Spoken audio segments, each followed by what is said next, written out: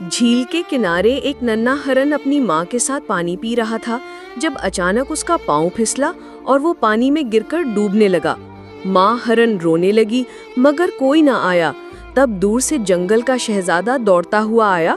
اس نے تلوار اور لباس پھینک کر پانی میں چھلانگ لگا دی۔ وہ تیرتا ہوا ہرن تک پہنچا، اسے زور سے پکڑا اور کنارے پر لے آیا۔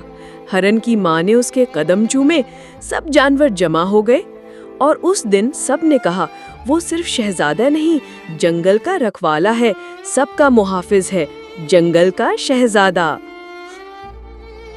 میں آریان، میں نے تمہارے سامنے اپنی سچی کہانی رکھی، وہ کہانی جو شاید کسی نے نہ سنی ہو۔ میں نے اپنا ہر درد، ہر لمحہ تمہارے لیے بیان کیا، لیکن کسی نے لائک نہیں کیا، کسی نے کامنٹ میں کچھ نہیں کہا، اور کسی نے مجھے سبسکرائب بھی نہیں کیا۔